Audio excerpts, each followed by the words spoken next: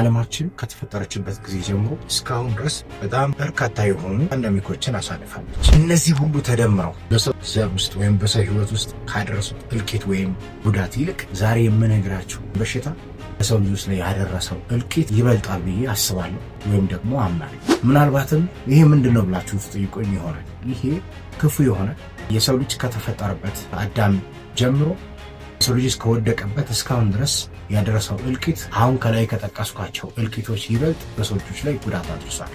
እሱም ስሙ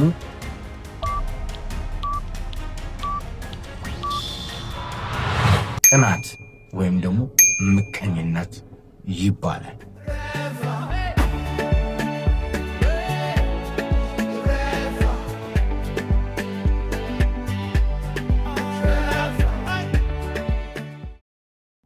ሰላም ውድ ቤተሰቦች፣ በክፍል 1 ላይ ስለ ቅናት አንዳንድ ሀሳቦችን አስተናውረናል። በዚህ በሁለተኛው ክፍል ቀጥሎ ያሉ ሀሳቦችን የምንነጋገር ይሆናል። ነገር ግን ክፍል 1ን ያላያችሁ ክፍል 1ን ገብታችሁ እንድትመለከቱ ጋብዛችኋል። በክፍል 1 ላይ ቅናትን በተለያየ መንገድ ገልጸናል ወይም ደግሞ ተመልክተናል። በሰው ልጅ ታሪክ ውስጥ የተለያዩ ፓንደሚኮች ምን ያህል ጉዳት እንዳደረሱና ቅናት ግን ከነዛ ይልቅ ከፍተኛ ጉዳት ማድረሱን አይተናል ወይም ደግሞ ተመልክተናል። ከላይ እንደጠቀስኩት እነዚህ ከላይ የተጠቀሱ ፓንደሚኮች በሙሉ የበሽታ አይነቶች በሙሉ የስጋ ሞትን የሚያስከትሉ ሲሆን ቅናት ግን በገላትያ ምዕራፍ 5 ከቁጥር 21 ላይ የስጋ ስራ ተብሎ የተጠቀሰ መንፈሳዊ ሞትን የሚያስከትል የህይወት ሳንካ ነው። ቅናት ነፍስን አስጨንቆ መንፈስን ገሎ ስጋዊ ሞትን የሚያስከትል በስተመጨረሻ ከእግዚአብሔር የሚለይ በሰው ልብ ውስጥ የሚኖር ክፉ ካንሰር ነው። ቅናት በላቦራቶሪ ተፈልጎ አይገኝም። ቅናት በተደራጀ የፖሊስ የወንጀል ምርመራም አይገኝም። ምክንያቱም በሰው ልብ ውስጥ የሚኖር በሰው ልብ ውስጥ ሀሳብ ውስጥ የሚኖር ተፈልጎ የማይገኝ ክፉ መንፈስ ነው።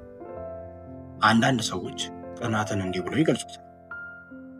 ከሲኦል አምልጦ የወጣ ሰደድ እሳት ነው ብሎ ይገልጹታል። ሌሎች ደግሞ ተደብቆ ስጋን፣ ነፍስን፣ መንፈስን የሚናደፍ መርዛማ እባብ ነው ብሎ ይገልጹታል። አንዳንዶች ደግሞ ሲገልጹት በሰውነት ውስጥ በፍጥነት የሚዛመት የካንሰር በሽታ ነው ብሎ ይገልጹታል። ምክንያቱም ቅናት የሰውን ሕይወት ምክንያታዊነት አጥፍቶ በሰው ዘንድ ጥላቻን፣ ነፍስን እስከ መግደል ድረስ የሚያደርስ ኃይልን የሚሰጥ የሰይጣን ክፉ ኬኒ ነው። በቅናት ምክንያት ብዙ ጉዳቶች በዓለም ላይ ተከስተዋል። ለምሳሌ ብንመለከት በቅናት ምክንያት በጣም የሚዋደዱ ጓደኛሞች ተለያይተዋል። በቅናት ምክንያት ቤተሰብ ፈርሷል። በቅናት ምክንያት ተቋማት ፈርሰዋል። በቅናት ምክንያት መንፈሳዊ ይሁን መንፈሳዊ ያልሆነ ተቋም ፈርሷል። በቅናት ምክንያት ብዙ ሰዎች ሕይወታቸውን አጥተዋል።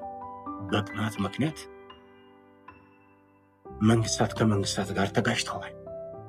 በቅናት ምክንያት ጦርነቶች ተከስተዋል። በቅናት ምክንያት በምድራችን ላይ ይሄ ነው ተብሎ መግለጽ በሚያዳግት ቁጥር ለብዙዎች እልቂት የሚሆን ክፉ አውዳሚ ነገሮች ሁሉ ተፈጥረዋል። ስለዚህ ቅናት ይህን ያህል ነው ካለ ምንድን ነው ቅናት? ትርጉሙን እስኪ እንመልከት።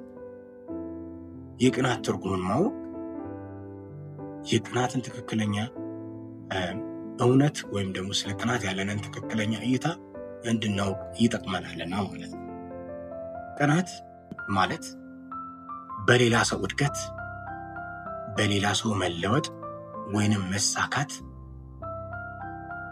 መረበሽ፣ ያለመደሰት፣ መበሳጨትና ቅር መሰኘት ናቸው። ወይንም ደግሞ ይበልጠኛል ብሎ መፍራት ናቸው ማለት ነው። የእነዚህ ነገሮች ሁሉ ምን ከዚህ ቀደም እንደነገርኳት ሰይጣን ነው ወይም ደግሞ ክፉ ነው። ምክንያቱም የእግዚአብሔር ቃል በዮሐንስ ወንጌል ምዕራፍ 10 ከቁጥር 10 ላይ ሌባው ሊሰርቅ ሊያርድ እንጂ ስለሌላ አይመጣምና ብሎ የእግዚአብሔር ቃል ይናገራልና ማለት ነው። ስለዚህ የቅናት ምንጩ ወይም መነሻ ሀሳቡ ሰይጣን እና የሰው ልብ ክፉ ሀሳብ ነው ማለት ነው።